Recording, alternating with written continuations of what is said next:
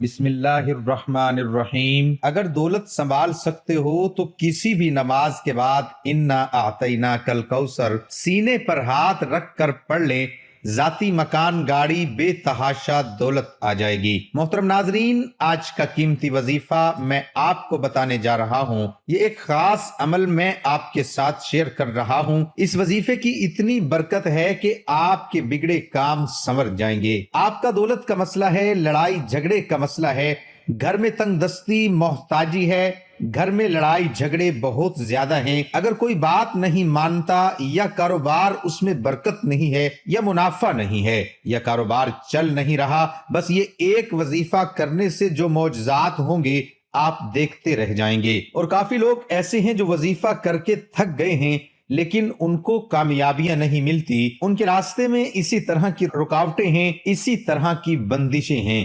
تو ان کے لیے بھی یہ عمل ہے، وہ بھی اس وظیفے کو کر لیں تو انشاءاللہ اللہ پاک ایسا معجزہ فرمائیں گے، اللہ پاک ایسا کرم فرمائیں گے کہ تمام مشکلات، تمام پریشانیاں ختم ہو جائیں گی۔ آج کے دن یہ خاص وظیفہ کیجئے۔ اس سورت کو پڑھنے والا آج تک کبھی کسی حاجت سے محروم نہیں رہا۔ اس آیت کو پڑھنے والے کو مانگنا نہیں پڑتا اور اسے مل جاتا ہے۔ میرے بھائیوں، نبی کریم صلی اللہ علیہ وآلہ وسلم نے فرمایا، اے عبداللہ بن قیس، کیا میں تمہیں جنت کے خزانوں میں سے ایک خزانے کے متعلق نہ بتاؤں؟ میں نے عرض کیا، یا رسول اللہ صلی اللہ علیہ وآلہ وسلم، کیوں نہیں، ضرور بتائیے۔ تو آپ صلی اللہ علیہ وآلہ وسلم نے فرمایا، تم کہو لا حول ولا قوت الا باللہ، نہ گناہ سے بچنے کی ہمت ہے، نہ نیکی کرنے کی طاقت مگر اللہ کی توفیق صحیح ہے۔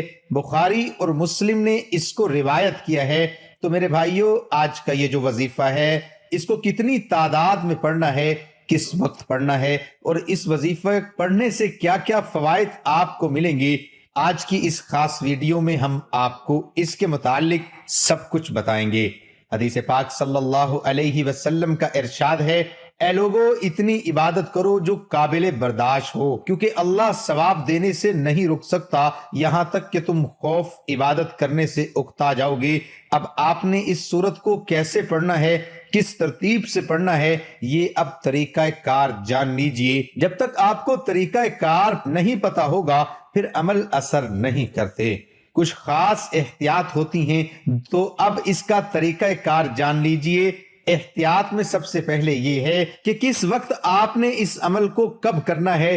دیکھیے، آپ فجر، ظہر، عصر، مغرب، عشاء، تہجد کسی بھی نماز کے بعد کر سکتے ہو، اس میں کوئی پابندی نہیں۔ جب بھی آپ کو وقت ملتا ہے آپ اس وظیفے کو کر سکتے ہو، اس میں کوئی پابندی نہیں ہے۔ کوئی بھی مرد کر سکتا ہے، کوئی بھی عورت کر سکتی ہے۔ اکثر کچھ مردوں کو بھی مشکلات کا سامنا ہوتا ہے، کیونکہ مرد بیچارے اپنی بیوی بچوں کے لیے، اپنا گھر پالنے کے لیے باہر محنت مشقت کرتے ہیں۔ اسی طرح کچھ عورتوں کو بھی بہت سے مسائل ہوتے ہیں، وہ بھی اس عمل کو کر سکتی ہیں، اور لازمی کریں تاکہ آپ کی زندگی میں آسانیاں آئیں۔ دولت، پریشانی، جو بھی آپ کا مسئلہ ہے، بس آپ نیت رکھ کر یہ پڑھو گے، یہ عمل کرو گے تو آپ کے مسائل حل ہو جائیں گے انشاءاللہ۔ اس وظیفے کی برکت سے اللہ پاک کی خصوصی رحمت ہوگی۔ عورتیں اس کو خاص ایام میں بھی کر سکتی ہیں، اس میں بھی کوئی پابندی نہیں ہے۔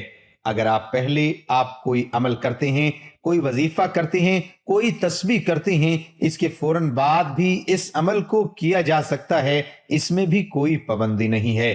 وقت کو مد نظر رکھ کے وظیفے کی طرف چلتے ہیں۔ اعوذ باللہ من الشیطان الرجیم، بسم اللہ الرحمن الرحیم۔ یہ وظیفے کا حصہ ہے، آپ نے لازمی پڑھنا ہے۔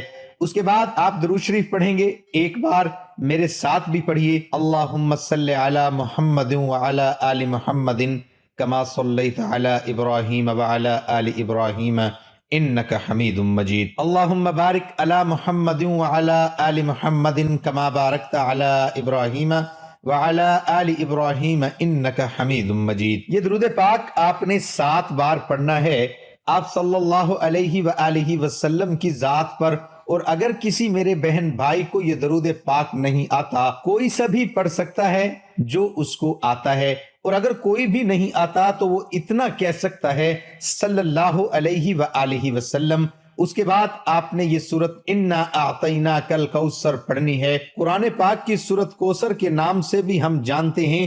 اس سورت کو آپ نے کب پڑھنی اور کیسے پڑھنی ہے، کتنی بار پڑھنی ہے، سب طریقہ بتاؤں گا انشاءاللہ۔ جب آپ اس وظیفے کو کریں گے یہ سب پریشانیاں آپ کے اوپر سے دور ہو جائیں گی۔ اللہ پاک اسی صورت میں ہمیں یہ آگاہ بھی کر رہے ہیں کہ ہم غمگین اور اداس نہ ہوں، کیونکہ ہر مصیبت کے بعد آسانی ہوتی ہے۔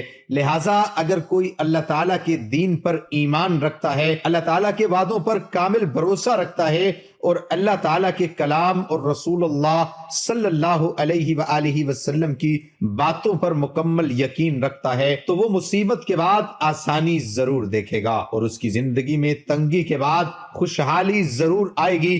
آپ نے اس سورت کو صرف 21 بار سینے پر ہاتھ رکھ کر پڑھنا ہے، اچھی طرح پڑھنا ہے، اور جب آپ اس کو پڑھیں گے آپ کے ذہن میں آپ کے مقصد ہوں، جو آپ کے لیے مشکلات بنی ہوئی ہے، جو آپ کی حاجتیں ہوں، آپ یقیناً اس نیت سے ہی کریں گے کہ آپ کے تمام مسائل دور ہو جائیں۔ اب آپ نے وہیں بیٹھے جگہ چھوڑے بغیر لا حول ولا قوت الا باللہ العلی العظیم، لا حول ولا قوت الا باللہ العلی العظیم، صرف اتنا پڑھنا ہے کہ میں پورے یقین کامل سے کہتا ہوں کہ اس تسبیح کو ہر کوئی جانتا ہے۔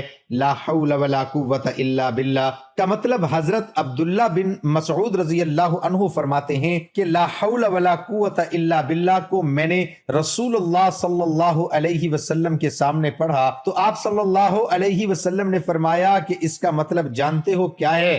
میں نے عرض کیا اللہ اور اس کے رسول صلی اللہ علیہ وآلہ وسلم خوب جانتے ہیں۔ آپ صلی اللہ علیہ وسلم نے خود ہی ارشاد فرمایا اس کا مطلب یہ ہے گناہ سے بھرنے کی طاقت نہیں مگر اللہ کی حفاظت سے، اور اللہ کی عبادت کرنے کی قوت نہیں مگر اللہ کی مدد سے، اور فرمایا جو بندہ ہر وقت استغفار کرتا رہتا ہے اللہ اس کی ہر مشکل آسان کر دیتا ہے اور ہر غم دور کر دیتا ہے، اور ایسی جگہ سے روزی دیتا ہے کہ جہاں سے اس کا گمان بھی نہیں ہوتا۔